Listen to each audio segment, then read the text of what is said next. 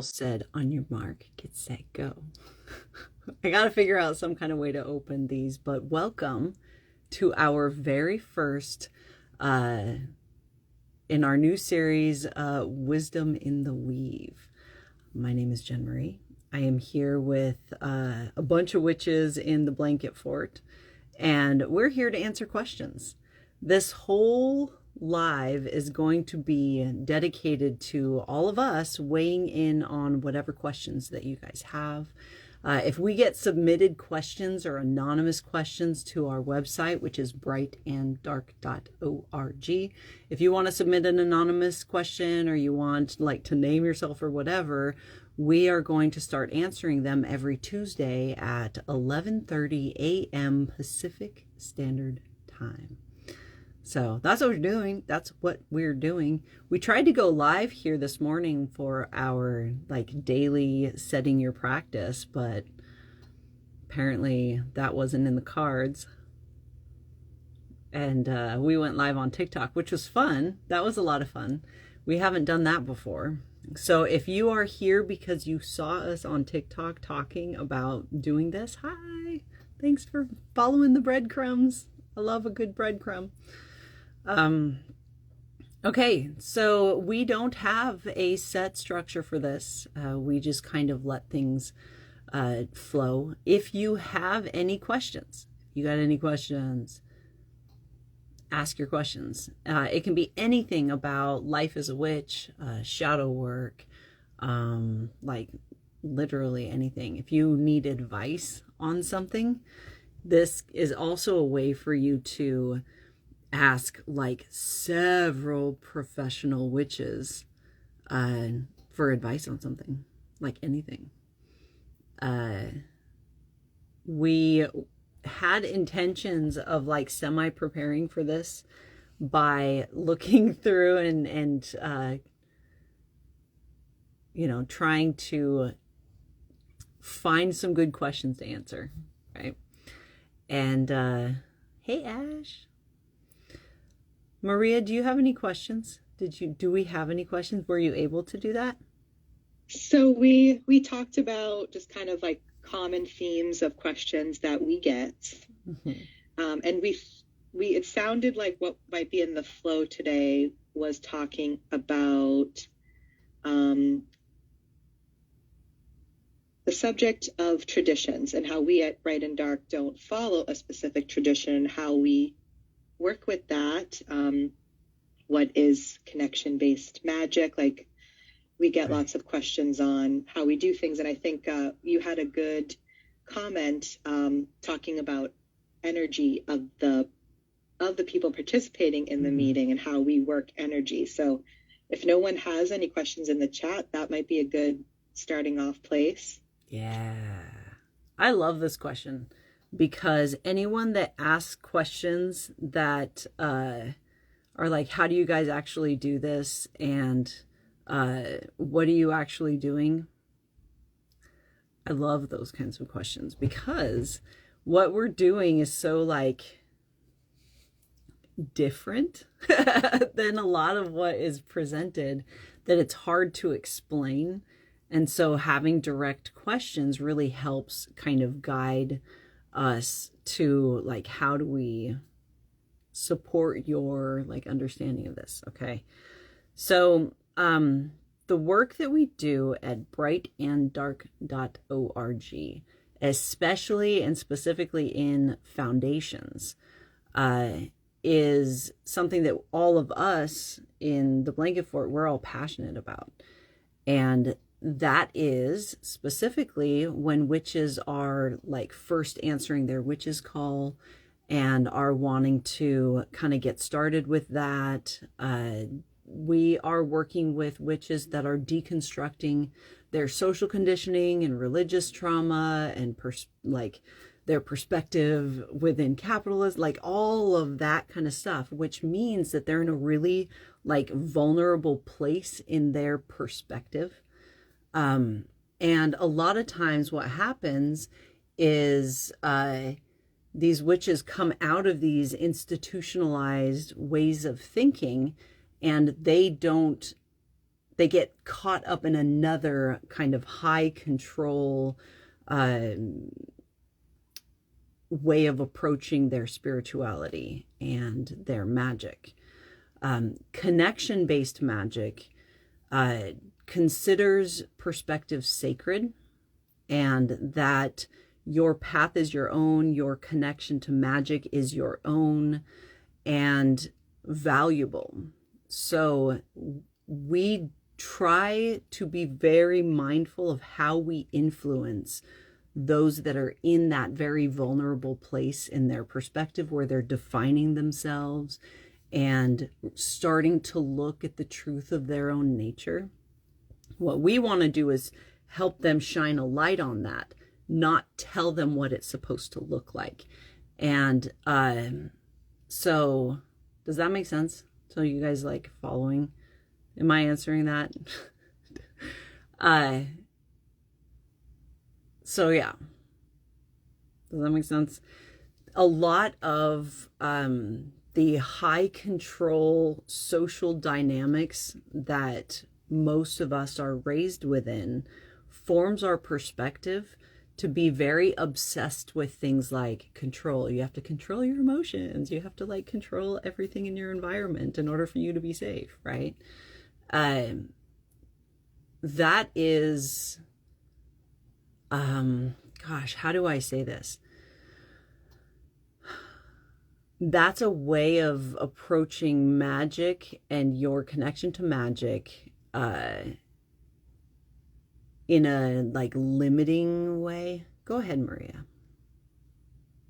So what this brings up for me is what we talk about as like we have a power for all approach and not like a power over. So like learning though, like separating those two different things helped me in my brain, like recognize when I might be in like a power over situation versus like that we're all like there sharing like our perspectives and our magic. And even though there might be people that have more experience that we may be learning from, we are learning from each other. Mm-hmm. And it's just so very different when there's like in other situations where you might be told like this person is at the top and is all knowing, and that's just very different from what we're doing here, where mm-hmm.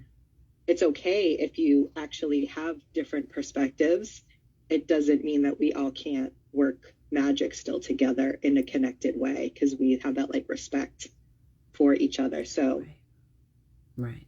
And people may be initiated in traditions, and that's super cool, and we love learning, that, but there's ways to practice, ways to practice that you don't need, that at first, if you're just interested in witchcraft, that you can definitely do mm-hmm. without needing to initiate. And if you want to do that later, that's totally cool too. Right. So, thank you for what Maria's talking about, the power dynamics, the power over versus power for all. It's different approaches to kind of how you navigate life. And most like covens and traditions are set up in like a hierarchical state. You've got someone at the top that is telling people how things are to be done. And that when you are studying under a specific tradition is how it needs to be, because that's how like information is done.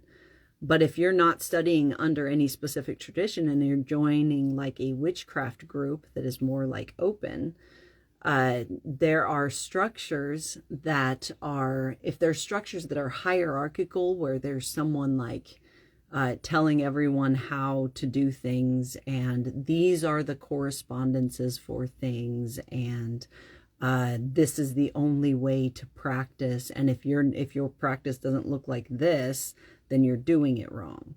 That is a specific way of approaching magic, and that is not how a connection-based magical practice is navigated. We approach things as that we all have a unique piece to the puzzle and all are valuable no matter where we are in our practice. Our unique perspective is integral in the whole, right? The power for all perspective is that the more witches align with their authentic selves and their authentic path, the more powerful we all become. A power over dynamic is the more witches I can convince that my way is the right way and they agree with me, the more powerful I become. Does that make sense? Go ahead, Maria. I think when another kind of thing connected for me and why it was important for me in my journey with Bright and Dark is the fact that discernment is like really important and really encouraged and really important. Yeah. Like when you're looking for answers. And I've been in places in my life where I've desperately wanted someone, I wanted to go to a tarot reader or a psychic, a medium for like answers. Please tell me what I'm supposed to do. Like, what is my purpose, you know? Right. And I'm a tarot reader and I'd often, you know, have the cards and like literally they would just be like, we're not telling you that, you know, like what is my purpose? But realizing and being empowered to search for those answers within myself has been the most beneficial thing that I ever could have learned. And that when I come across other witches or people sharing information of any kind, I know I have, you know, my discernment. And so it's okay to question and to like check in with myself. Like, does this resonate with me? Does this feel true? Even if I don't have like the information, I know how it feels in my body. Mm-hmm. But that process of like connecting with yourself, with your body, repairing your relationship with your intuition, and kind of doing that deconstruction that we mentioned, connecting with my higher self and, you know, really connecting like my mind, body, spirit in that way before I, you know, respond to things or before I make a decision about, you know, where I might want to go within my practice. And it's just so interesting how social media has really opened up a lot of information to people about so many different topics. So I think just, you know, anyone really looking, and a lot of times people that do ask questions, you know, a lot of times we end up just kind of reflecting back and wanting to know, well, what actually do you think about it? And what is your perspective? And kind of going down that rabbit hole with the person so that you really come to an answer that's true for you. Right. And I think that's so important. And so it's like when that kind of happens, it's not that we couldn't answer the question, because we certainly could, you know, but it's going to be from our perspective. And I just think that's important when we're setting up, even in this, we're offering you our perspectives. Right. And next year you could ask me the same question, and due to new data that I've collected, I may shift a little bit on it, you know. Right. So it's a dance really about, you know, this journey that you're on. And I just think, you know, there are some things that people have been scared and fearful, you know, of. And so I just go back to like really honing in on like your discernment and like that kind of critical thinking, but more I think on the discernment combined with the critical thinking would be like my just general advice to everybody. Okay. And thank you. Ocean. Can I add something real quick? Yeah. Something that's coming up as well for this, like this contrast of what this contrast in perspective, a power over like power dynamic is obsessed with the rules. If you follow the rules, then you're doing it right, right? And a power for all perspective is if you are if you are in alignment with your authentic self, you're doing it right, right? Like that's, which is very different. And nurturing someone's perspective rather than trying to form their perspective, which is, it's again a very different approach to magic. And yeah, go ahead, Ocean. Thanks for letting me cut in line. Anytime, cousin. So I agree with what Maria said, in that questioning everything was a really big part of the draw for me here. And I absolutely took that in, and I questioned everything and everyone, and probably to an unhealthy point, to be fair, but coming out of a high control religion and from such a traumatized past, I trust issues were my biggest thing. And what helped me the most was being told you don't need to suspend your belief. Mm-hmm. You absolutely don't have to trust anything that I'm saying at all. And if it doesn't resonate with you, and a lot of people and a lot of witches will say, if it doesn't resonate with you, don't take it in, don't internalize it, because if it's not for you, then it also helps point you to what is actually for you. Yes. It gives you the contrast, which for me, it was a really natural progression as a trans person, as a gender fluid human being, to from that to deconstructing binary thinking in other parts of my life. Because I think that's what had me most beholden to other people's beliefs, was what is good. Right. Everybody else must know what is good, and I only know what's bad. Or I know what's right, but I'm doing the wrong thing. And these types of binary thinking, they would put me in a circle with myself. Oh. Like a self-fulfilling prophecy. Sorry, my familiar is always wanting to be all up in it. Can confirm. So yeah, the binary thinking is it's subjective, and I think that was the biggest thing for me, was realizing that somebody's definition of bad is always going to be different from somebody else's, even if they're in the same like I don't know why, but I want to say like the same religion. They're still going to have a different definition of a different interpretation of the rules to all those different ways of being. And so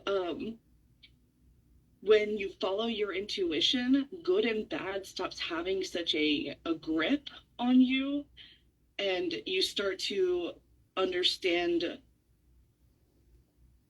things, especially actions, as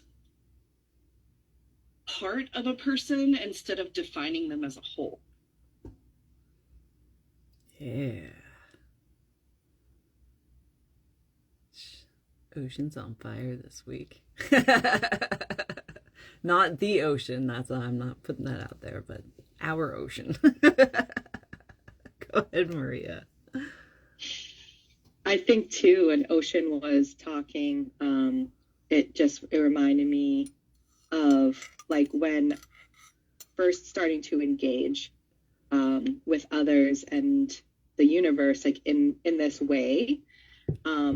Like how did I kind of know where was like my barometer? And it was really just about like feeling my feelings, which can be scary if you're not doing that already. And so being with other witches was really helpful, because usually we ended up having a lot of the same themes that we were working through, which was very powerful and helpful to work through. But like using kind of that identifying, like when I was getting a fear response, you know, to certain things, and really being able to work through that, you know, feeling it in my body, and rather than letting it stay there, you know, identifying ways in which I could move through these emotions. And I'm very intellectual, like everything's always in my brain. And I'm sure a lot of you identify with that, of like this thinking. And I now, through this magical practice, have like integrated, you know, the body, you know, and always there was always the spirit connection, but in the way that I work kind of with all three. But I really was ignoring the body, and just, I'm, you know, now kind of wanting to explore like more work with the body, like more somatic types of work, Right. you know. But what's great is like, you know, just when you're first trying to figure out like what do I want to do, or sometimes even just thinking about witchcraft, like you want to do it, you feel the pull to do it, but you're afraid, Yeah. because of beliefs, and like having to work through all of that, you know. But it was really just recognizing, okay, like there's something in this for me that's bringing up fear, and just starting to explore that when you feel like you're in a safe, you know, place to do so. Right. Right. That is like the very beginning of foundations. A big part of foundations, the foundations working, is which we offer to those that are brand new to witchcraft, brand new to shadow work, and are wanting to remember who they are, to like remove the illusions of mainstreaming and remember who you are, and start your, you know, magical practice from there, or start building your magical practice and exploring other traditions, make other connections with other communities as well. But foundations is the beginning of that, and the core of foundations is cultivating that relationship with your emotions, understanding what your emotions are and the role that they play, not only in your lived experience, but also in your magical practice as well. So it's huge. And I know that it's one of the things that were taught as children to be terrified of our emotions. So we are aware of that, and we have a very well supported program to help witches through this, to just have a period of time where you can peel back all of the shoulds and see who and where you are, and then make decisions from there. Right? We don't care how you practice. We don't care like where you go to learn about traditions. What we care about is your mental, physical, and spiritual well-being, so that you have that base to really cultivate that deep and meaningful relationship with your life as a witch, because the system of a witch is different. We experience things differently. So there. Hey guys.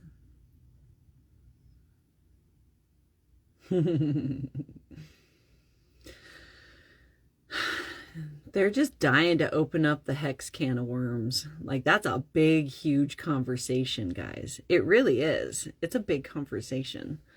We will at one point cover hexes and curses and things like that at one of these Wisdom in the Weaves. And I'm not even entirely sure why I'm in resistance to opening that today specifically, but when I'm in resistance, I pay attention.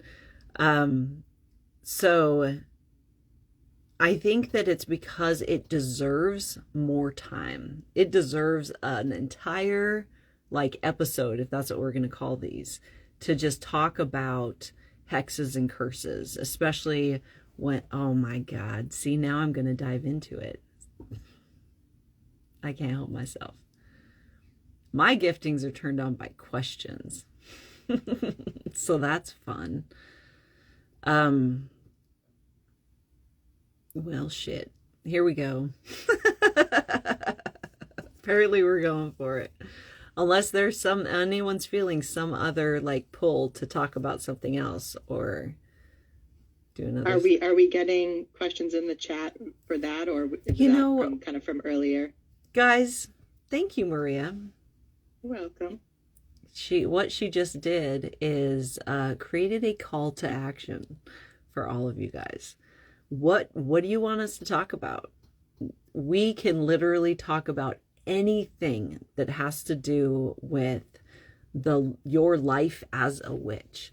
If you're in the closet still, if you are mainstreaming in some way, if you are like not and 100% like, what do you want to talk about? Working with magical beings, fairies, etc. came up. Yeah, that's good. Oh my God. Now you guys are asking the good question. Okay. So, but what, and maybe you want to weigh in, but I want to like, what specifically are you interested in knowing? But go ahead, Jamboree. Another one, as neurodivergent, how do you keep the commitment and motivation to have a daily practice? Oh my God, I want this one. I want this question so bad. I actually just did a workshop called Life as Magic that sold out, that is absolutely about this question right here. It sold out, and so we're doing another one. Is that on the 10th, Maria? On the 10th of March, I'm going to be doing another workshop about this, answering this question. Okay.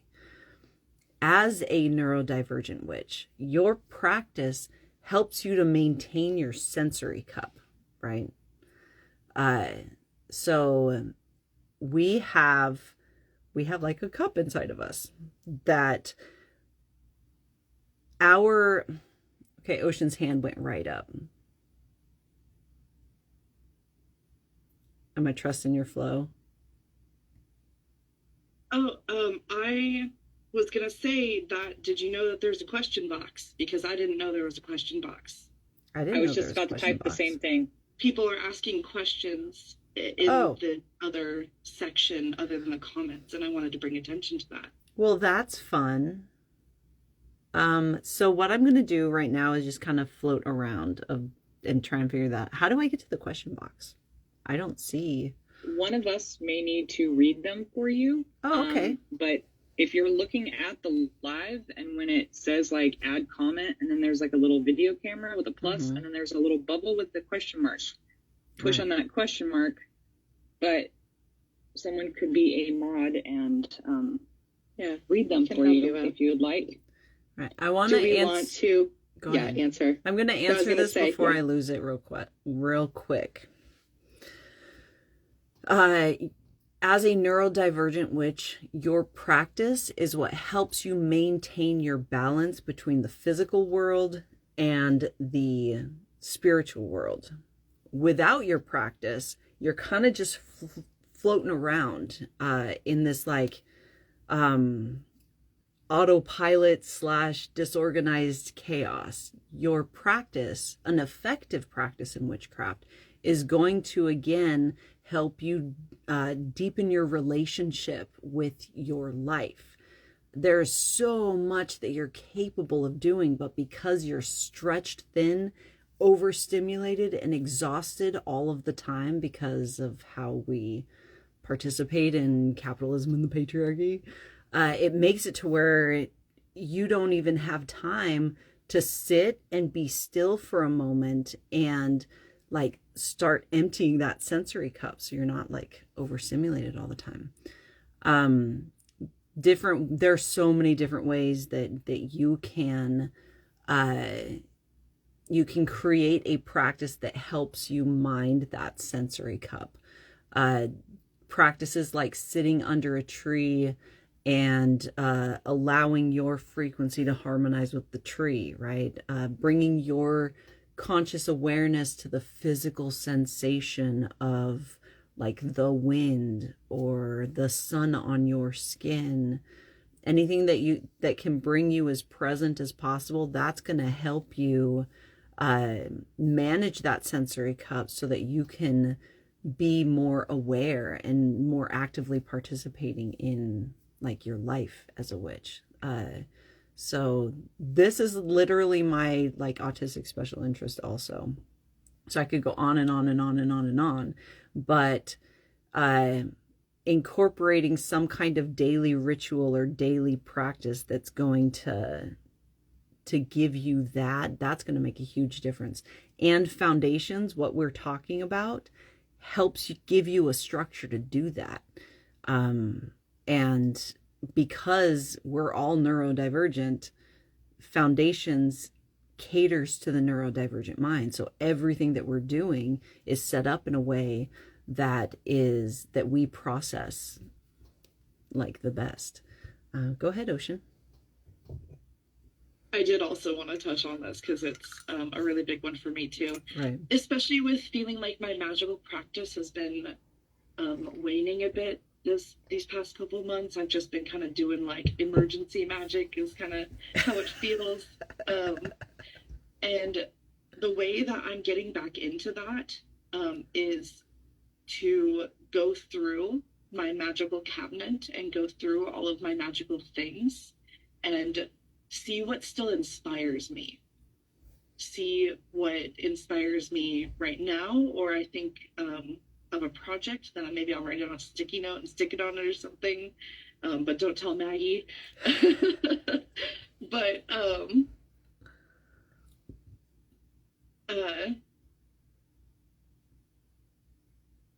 and then a letting go of the things that don't inspire me anymore.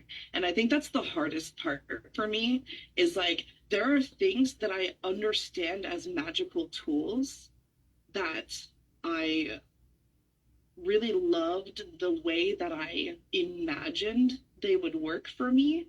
But when I actually started working with them, they didn't work with my system the way that I expected. And so things like oracle decks that didn't resonate with me, or their messages, I would have to like constantly be shifting in my mind. And for the longest time I was like, oh well, it's, you know, it's pretty even if the message doesn't always align with me. It's a really pretty deck. And I would get caught up in the aesthetics of it. And when I started actually longing for a deck that like resonated with me, I found the Numinous Tarot, and I always have to talk about that because it's so special to me. Yeah. It was created by a trans person. It is trans, race, ability, disability inclusive, or different ability inclusive, in both its images on the cards, and it's deconstructed and gender neutral in the way that it describes the cards. And that all aligns so deeply with the way that I navigate my magic. I absolutely practice intersectional magic. And I think that that's important to find ways to practice magic that go along with what I'm already passionate about and what is already, and not trying to shift tools into being something that they don't want to be. Right. Thank you for sharing that. I think for me, Maria, this is Maria. It was, so I came out of really trying to like control everything. You know, my schedule, you know, really like going, you know, from being things that I was taught in school, or things that I thought this is the way that things are, you know, quote, supposed to be. Right. And so it was really like what you both have mentioned, leaning into my flow, and completely, like, I never thought I would experience life in this way, where I needed to take a break from like this is how you're going to do it, and here are the 10 steps that I'm going to follow. Right. And so for me, the way that it worked with my, you know, brain, and my brain has 5,000 tabs open, you know, all the time. Information's coming in hot and heavy.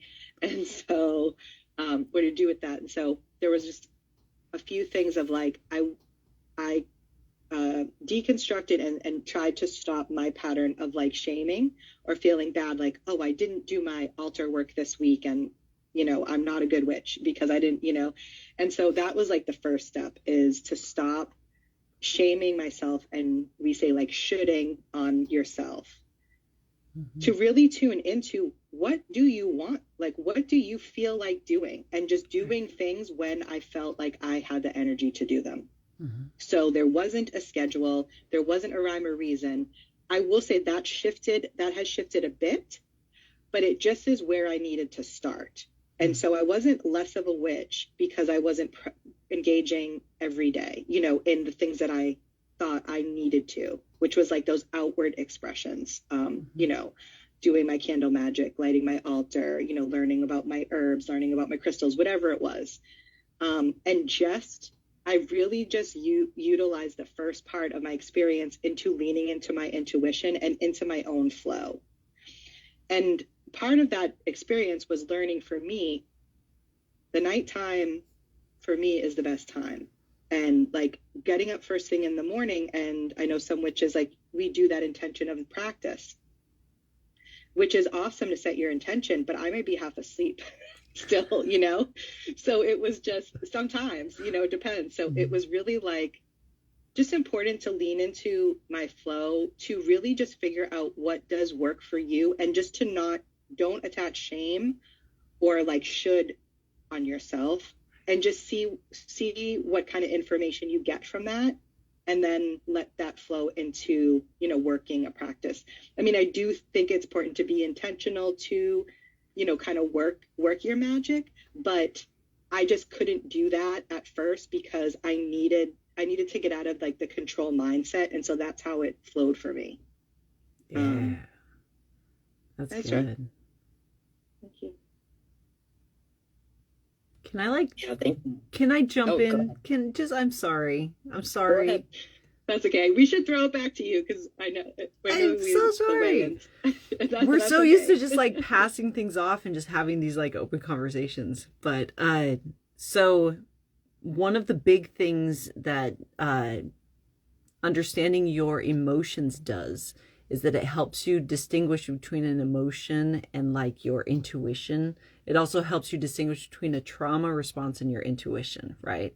And so for a lot of witches, your practice is, again, what fulfills you, what makes you feel like balanced. And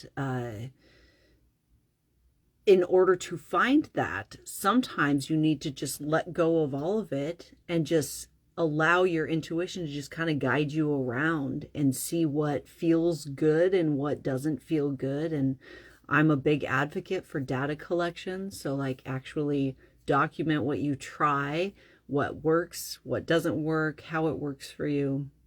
But taking some time like Maria did and just like, I'm going to let go of all structure and all of the shoulds and everything, and just see what my system wants to do when it wants to do something, and look for the patterns in that.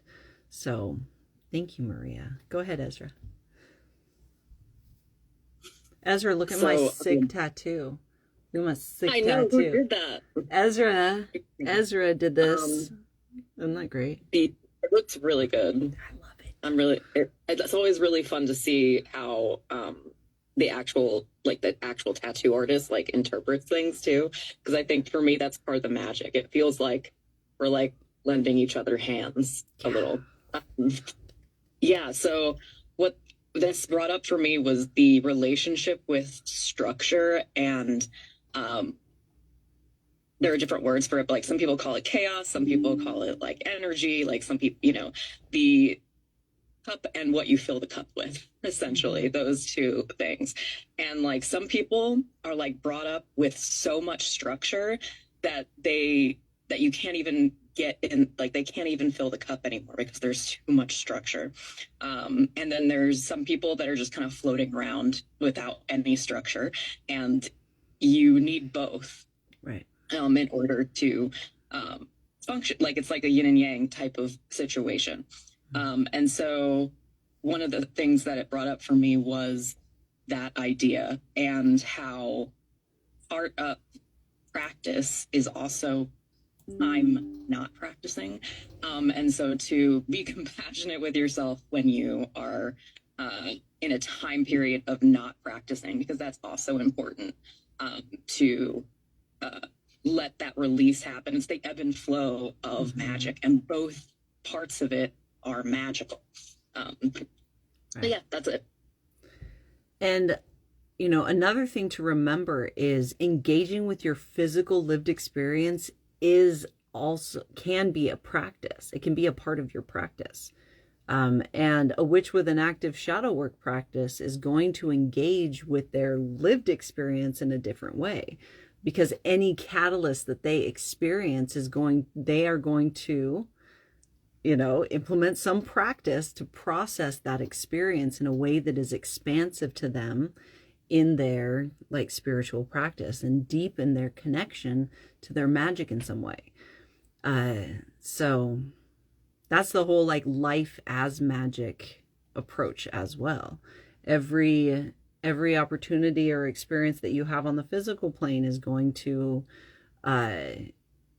you know, bring you expansion on the spiritual plane. Every expansion that you have on the spiritual plane and experience you have on the spiritual plane is going to like have an impact on your physical experience as well.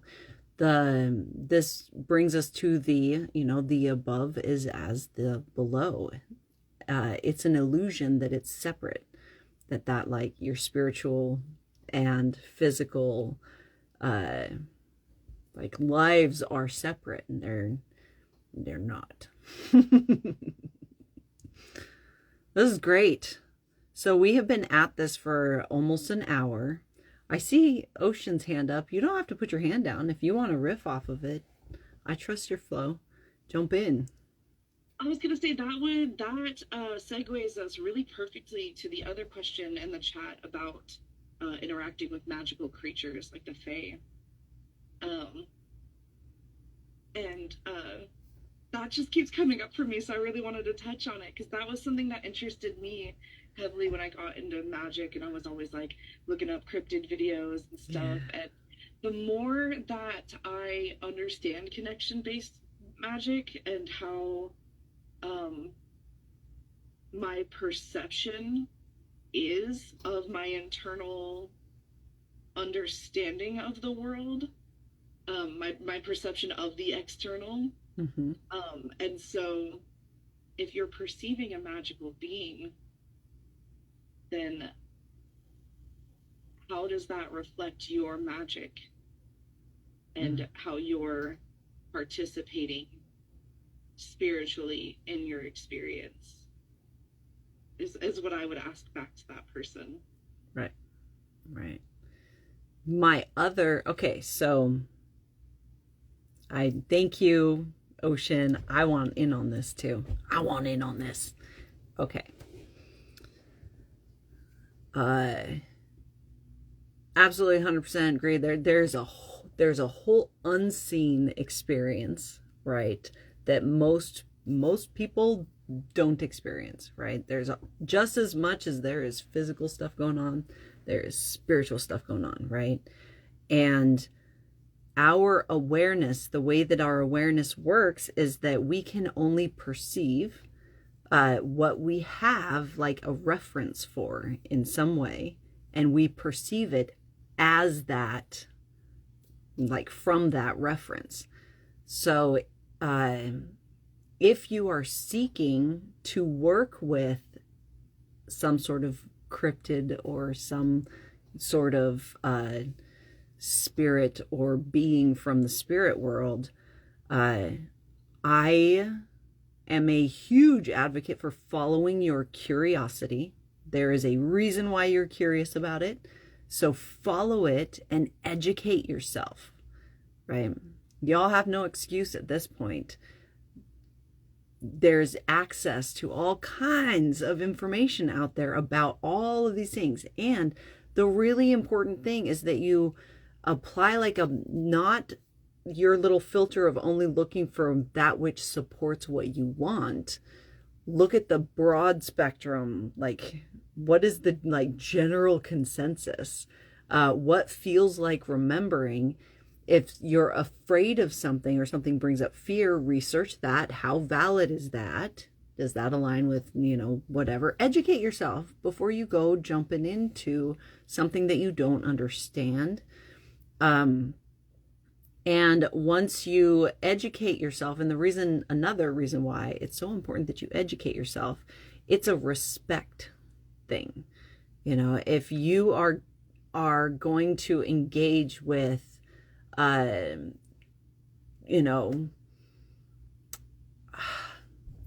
getting like flashes of like, if you're going to engage with elephants and you want to, you know,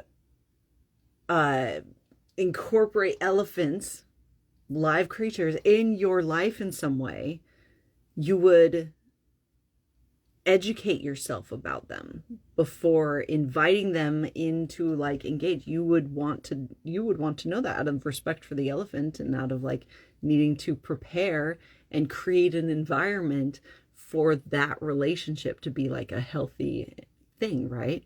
It's the same kind of thing. You want to know what it is that you're working with and what it needs in order to, or what they need in order to have that healthy relationship with you.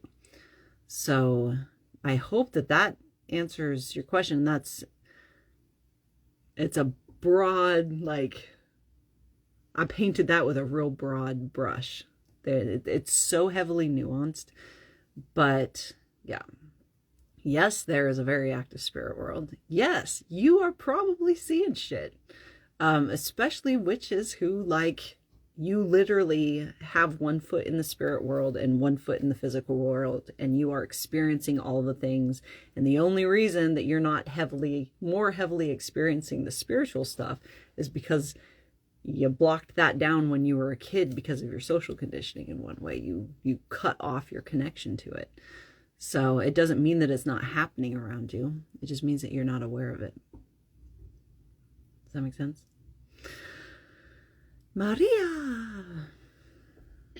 And back to kind of the earlier conversation, because the working with deities or other spiritual beings or entities is also a really popular question, a commonly asked question.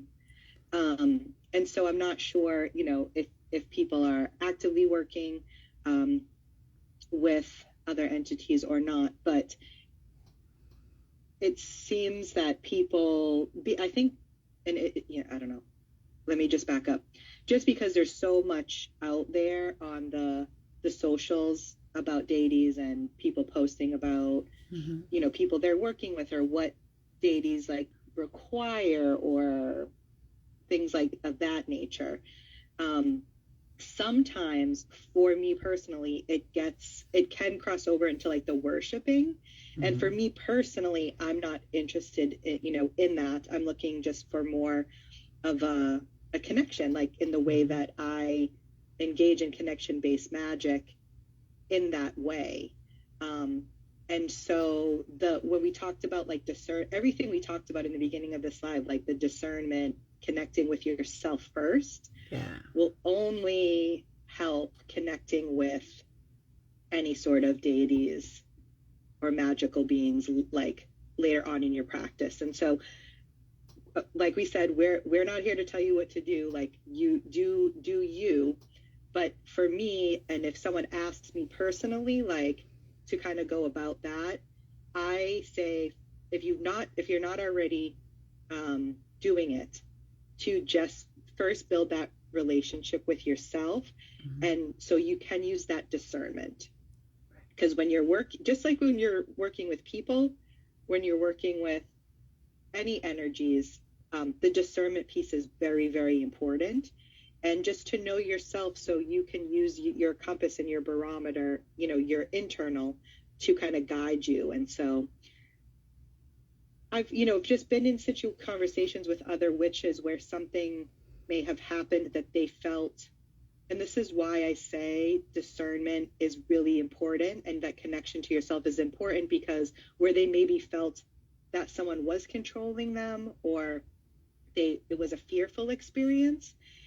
And then there's kind of that to kind of deconstruct. And so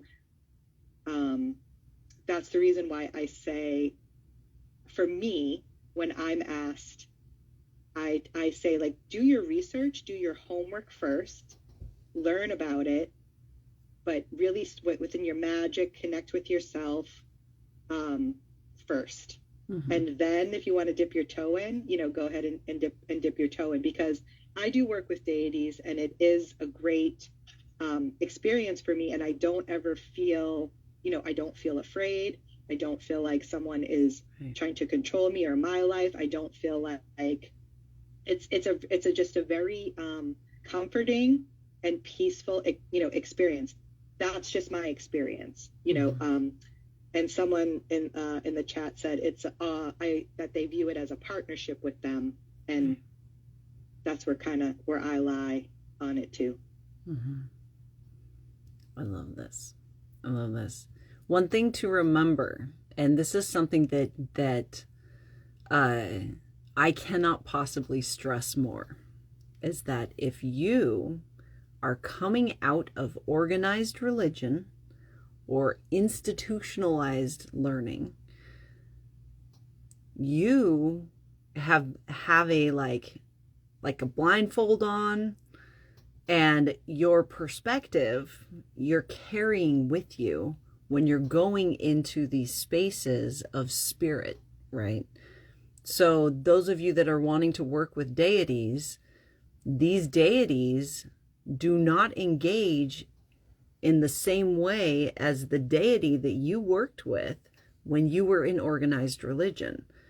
And when you engage with them in the same way that you engaged with this deity in that organized religion, it's offensive.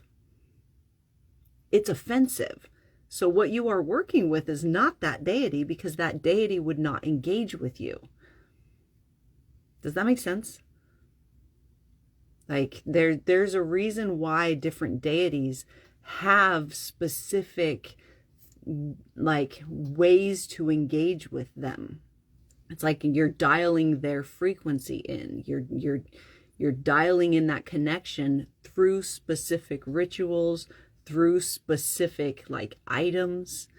There's so much, and this is why I again stress that deconstruction work, decolonization work, all of that shadow work before you go choosing a tradition or go choosing some kind of like pantheon to start working with. You have to wipe your feet and remove your blindfold before you walk into this space that you know nothing about, assuming that this space is going to function in the way that this organized religion told you that it functions. This organized religion that navigates through illusion and control. They're not gonna, right? Like, so it's a very important thing to address, right? And then it all comes down to, and I know that I tend to frustrate people when I'm like, well, just do foundations, because the answer is there, and then you'll be able to put these pieces together yourself.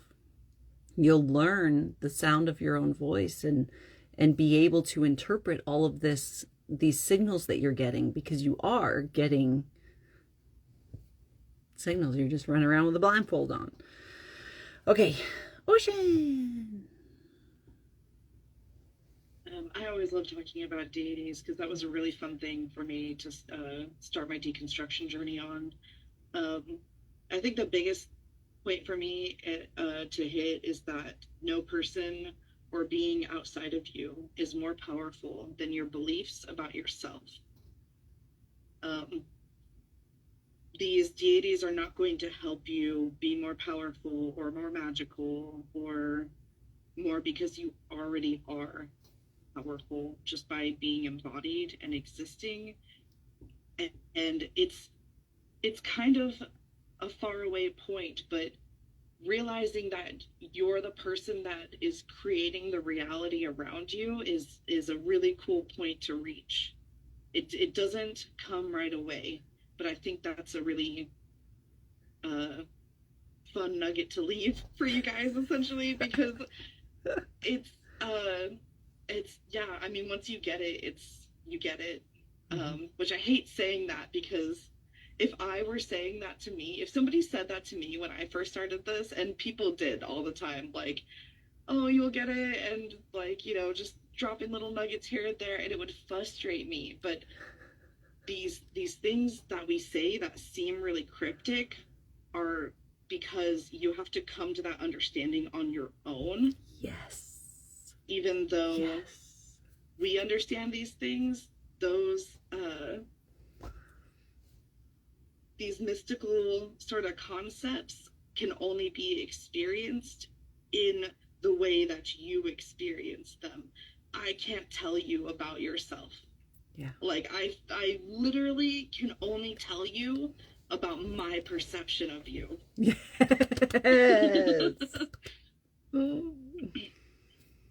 Oh, see? I'm saying.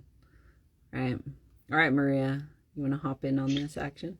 So I was going to say something very similar to what Ocean said, but I felt just called to say that you are no less powerful as a witch if you do not work with, if you choose to not work with deities, or you just don't want to, or you're just starting out and you're finding your way in this. You are very powerful. Mm-hmm. You are, worthy. You are deserving, and you're no less of a witch. No matter what you do, this is such. Witchcraft is, of course, we talked about, yes, there are traditions you can initiate in, of course, but witchcraft is a very personal experience, and the best place to start is exactly where you are. Yeah. And it's the perfect place. Whatever people ask about, this will probably, I'm writing things down too, because of course we're like, what questions? And then I'm like, oh, here are these 5,000 questions. Where do I start? Or how do I know I've heard my witch's call? Right? If you're questioning that, chances are you're getting pinged about it. Mm-hmm. So just the feeling, the call to, if you're on this live because you're following a bunch of witches on socials, sometimes it's not, it's the quiet, it can be the quiet moments. It's not always a grand gesture. Mm-hmm. It can be, but it's not always a grand thing. You're going to get messages and guidance from where you are, because your guides want you to get the message. And so you have to be able to receive it wherever you are right now. Mm-hmm. And that is perfect, right? It is what it is. Mm-hmm. And so I just think that's important, that it's just very personal, and it is what you say it is, what you want it to be. There's so much to get into, what it brings up for me is just kind of like wanting to feel validated in your choice, right? And sometimes that comes up. And I think that's like a whole other thing, but there's something to be said for that. You're feeling this, you're wanting to, but you're kind of looking for that validation. I'm going to write that down for another day, but just know that you are, however you want to do this is awesome. Yeah. Thank you. Guys, we've been at this for an hour. Time goes by so quickly. So I think we're going to wrap this up. Guys. thank you for everyone that joined us. We're going to do this again next week. If you want to submit questions, you can submit them to support@brightanddark.org. You can also go to brightanddark.org and interact with the little chat that's in there. There is a witch on the other side of that chat. You're not just talking to a computer. And yeah, if you are curious about what we're talking about with foundations, go to brightanddark.org, and you're going to find all the information there. And again, if you have any questions, ask. We're here. All right, guys. If you like what we're doing, if you want to join us in our morning lives, we go live every morning on Instagram at, 8:30 a.m. Pacific Standard Time to set our practice as a witch, our practice in witchcraft for the day. And you are welcome to join us. We'd love to have you. The more the merrier, right? All right, guys. Endings are awkward. Ta-da! I'll talk to you guys tomorrow. Bye!